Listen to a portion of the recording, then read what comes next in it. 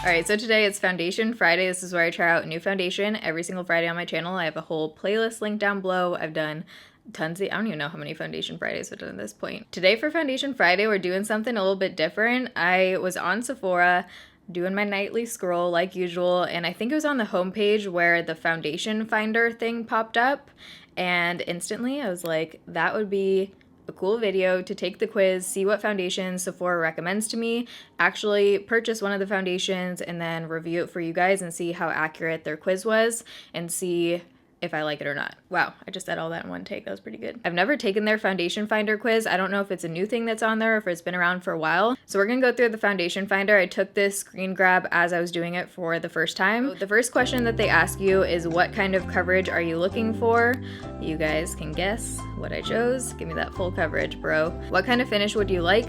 I chose radiant finish. I have dry skin right now, so I definitely prefer a more radiant finish. Next, they asked, which formula do you prefer? I put no preference because I wanted to see what they recommended for me, and I don't really care. I'm down to try anything. And then the next question was, how would you describe your shade? Porcelain Delight, that was a quick one there. What's your skin type? I put dry. Do you prefer to have sun protection? I put no preference because, again, I didn't want to limit what they might have given me, so I just put no preference. So then they gave me my results, and they gave me 5 foundations to choose from, and I actually have tried every single one of these foundations except for the Giorgio Armani Maestro Fusion Makeup. So that is the one that I decided to go with for this video. So keeping in mind that I selected dry skin, radiant, and full coverage, I think these selections, we'll see what I think of the Giorgio Armani, but as far as the other 4, I think these selections are pretty good. I definitely would say the NARS Natural Radiant Foundation I would put under that category. Same with the IT Cosmetics, that's pretty much full coverage. You can build it up to full coverage for sure. NARS All Day Luminous, again, I'm gonna have to give another shot. I don't remember that being full coverage though. And then the Tom Ford, freaking $85 waterproof foundation and concealer. I have a whole other video on that one too. But I do think they gave me pretty good results based on what I entered into the quiz. I do notice that they put 2 very pricey products on there, one of which I was forced to buy. Thank you, Sephora. You know, keep in mind that I'm assuming their goal is to have you buy some of the foundations from these results. So putting an $85 Tom Ford foundation in there, they might be trying to get you to empty out your wallet here. So I fell for it. I purchased a $64 foundation. This is the Giorgio Armani Maestro Fusion Makeup. It has SPF 15 in it.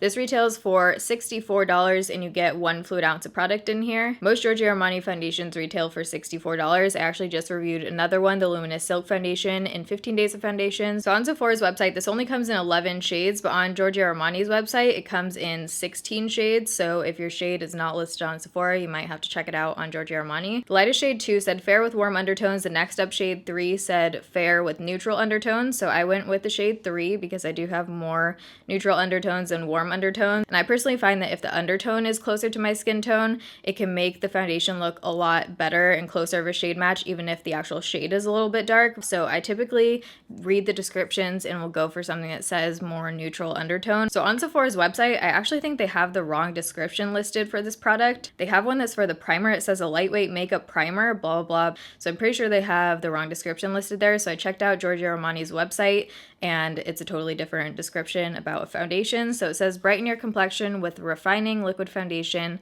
that leaves behind naturally glowing skin. Basically, this is a matte foundation. It has water-free oils that have a 60% time release, fresh feel, non-greasy finish, 11% pigments for a perfect complexion. There's no powder, no mask effect. Contains lotus oil, known for anti-free radical properties. Anti-free? I don't know what is going on with this description. So based off of that description, it doesn't say anything about being full coverage. It also says it's supposed to be a matte finish, and in Sephora's quiz, I did select radiant finish, so we'll see how the finish is. But if you guys are excited for this video, don't forget to give it a thumbs up. I forgot to do swatches. Let's insert some swatches right here so you can see how the shade 3 compares to some of my other foundations. All right, so swatch time. Right here is the Giorgio Armani Maestro Foundation in the shade 3. Next over is the Giorgio Armani Luminous Silk Foundation in the shade 3.75. NARS Ultra Radiant Foundation in Mont Blanc. NARS Sheer Glow in Siberia. Dermacol 208 CYO Life Proof in 101. And Marc Jacobs Remarkable in the lightest shade 10. It's 7:28 in the morning right now. We're getting an early start. I have my Sigma F80 here I'm going to use on one half of my face. and they actually brought back my friggin' favorite Morphe sponge. One of you guys let me know on Twitter that this is now back. They discontinued it, totally took it off their site, and now it's back on. I'm gonna purchase a new one to make sure that it's the same exact sponge as the one I love and recommend, because I don't like any of the other Morphe sponges. I only like this one. It's called the Stiletto sponge. I love the round bottom right here, super squishy. This is my favorite sponge. I stopped using it in videos because it wasn't available, so I'm stoked that they brought it back. I'm gonna give this a shake. It says to shake it really well on their website. So you have a glass bottle, and then this has a little dropper guy. I'm just gonna start out with about that amount and see how far it goes. Let's start out with a brush on this side. This is gonna be fun with these earrings. Whoa, feels super lightweight. Oh wow, we're getting some clinging right there. We're gonna attempt to fix that in a second because I'm getting major clinging right here around dryness. But the shade I think looks pretty good looking at my neck. This reminds me a lot, the way it goes on, of the Maybelline Dream Liquid or the, oh I actually have it right here, or the Hourglass Immaculate liquid to powder. It feels super, super thin. This definitely is more dewy than the two of those. Man, it feels like you're putting air on your face. Like you don't feel like you're blending anything on. I broke out a little bit from, I think, a face mask I used last night. Totally doing something weird on my forehead. Let's see how this does with a sponge. It's almost like removing itself a little bit when you blend it. Oh, missed you. So this foundation is heavily scented. It has that perfumed kind of scent, which I would like to avoid in a foundation. It's just not necessary, and that fragrance can irritate your skin more. So with the sponge, it actually looks a tiny bit more matte. I feel like the brush was giving me kind of like separation almost. I'm just trying to go over everything, which is definitely helping. It seems to be actually like mattifying now. It doesn't look nearly as dewy as when I first put it on. So it's looking not great up here. Even after smoothing it out with the sponge. It looks like it's separating, clinging weird right on my forehead. And then also certain areas down here. Don't love how it looks on my nose. I would say it's about light coverage, highlight coverage. It basically just toned down my redness. This side with the sponge, it looks like light coverage for sure. My redness and stuff is still coming through right here. Kind of build it up right here a little bit. It's just doing weird things to certain parts of my face where there's any kind of slight dryness. It's just totally clinging and kind of emphasizing it. After a few minutes, it looks more like a satin matte finish. Okay, this just looks pretty crappy. I don't have a whole lot of dryness on my face right now. This is taking every tiny little ounce of it and making my skin look pretty crappy. I'm gonna zoom in. It is looking rough up here by my eyebrows, between my eyebrows right here. Ooh, just all over. Also down here, it looks okay in this area on both sides, and that's about it. As soon as you get closer to my nose, on my nose, it is just like, ooh. So it's 7:44. I'm gonna do the rest of my makeup and I will be right back. It's now 8:41. We're gonna call the check-in time 8 o'clock since that's when I finished up with my face makeup. So I did end up setting this one because there was no way that I would wear this foundation again. Wow, do you ever hear yourself talk and you like don't recognize your own voice? That's what's happening right now. It wasn't super tacky. Like I do feel like you could probably get away with blending powder products on top of it without setting with the powder, just obviously depending on your skin type. But I did set it with the Laura Geller Balance and Brighten powder because it was needing some help. I would not wear this foundation again on its own at all. It looks pretty crappy on my skin. So the Laura Geller definitely helped, especially on my forehead. I still don't think it looks good enough to where I would wear these two again. I don't even think I would mix this in with stuff because there's just nothing about it that is making my skin look good, basically. Still not looking good on my dry patches and right here on my forehead. The shade 3 I think works. So as far as how the Sephora foundation finder worked with this pick, I actually don't think this is similar at all to the other foundations that were listed there. This one is much more matte, much more light coverage. I would not have paired this with those other foundations that they had listed. This one I definitely would not put it in the dry skin category. Definitely would not pay $64. I wouldn't pay $24 for this. I wouldn't pay $4 for this, but we'll see how it wears throughout the day. So I'm gonna show you what this looks like in natural light and then we will do a flash test. I actually think it looks a bit better out here. Like looking at it in natural lighting, it doesn't look as bad.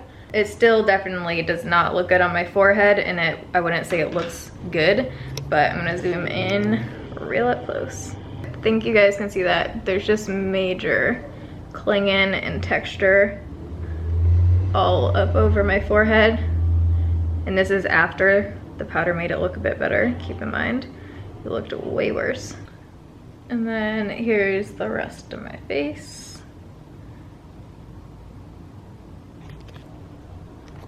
So here's where it's clinging and kind of getting patchy, super creasy right there. I don't love how it's sitting on my nose either. But we're gonna go do a flash test. So keep in mind this one does have SPF 15 in it, and I don't have any kind of SPF on underneath the foundation, but I do have that Laura Geller powder on top. Ooh. Oh man. Blush is so weird. Like, how does my body look hella tan? It looks like I have self-tanner on or something, and then my face is like a ghost. This one I would not wear in flash photography. My face looks like it's like 10 shades lighter than my neck. The makeup on the rest of my face, I've been trying out these two bronzers. I think I got both of these off of Hot Look. I'll have a link for Hot Look down below, but it's like a flash sale site.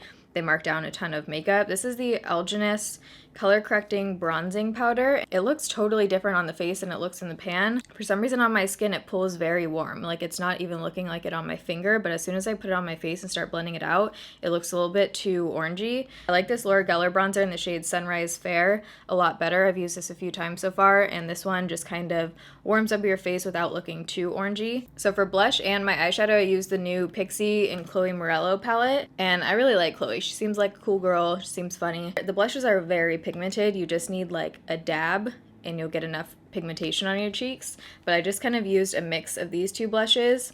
I really liked the matte shades. The shimmer shades, I couldn't really get them to pop. The matte shades were beautiful. Everything blended out really easily. I'm really happy to see someone do a more cool toned palette because I love cool toned shades, but I do like how the finished look turned out. For my inner corner, I used the Urban Decay Heavy Metal Glitter Liner in the shade Glam Rock.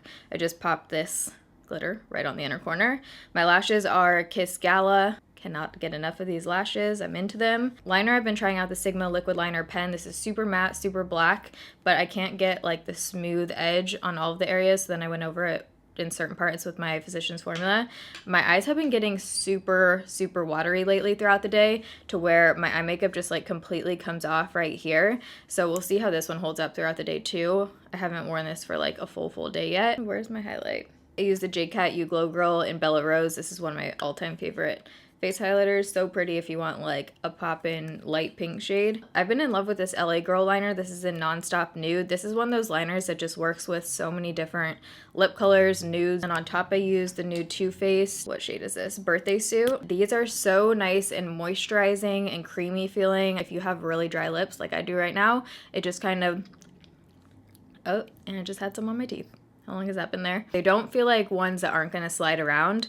Like, I feel like I'm gonna have to touch this up throughout the day probably, and it is transferring to my teeth a little bit. Again, the check-in time is 8 o'clock. I'll see you guys in a few hours in natural lighting for the next check-in. So it's now 2:30. I've had this on for 6.5 hours now. I still haven't eaten lunch. Starving. Got in the filming zone. I feel like it actually doesn't look nearly as bad as it did when I first put it on. Like, with this powder, I don't think it's too bad looking. Again, not to where I would want to wear this again, because it does look a little bit just like heavy makeup-y to me. Let me turn down this brightness.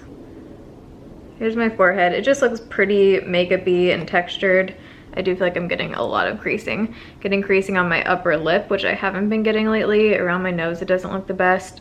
Don't like how it looks around, ooh, my mouth area, major creasing. Here's what we're working with, 6.5 hours in. I'm craving Chipotle so bad.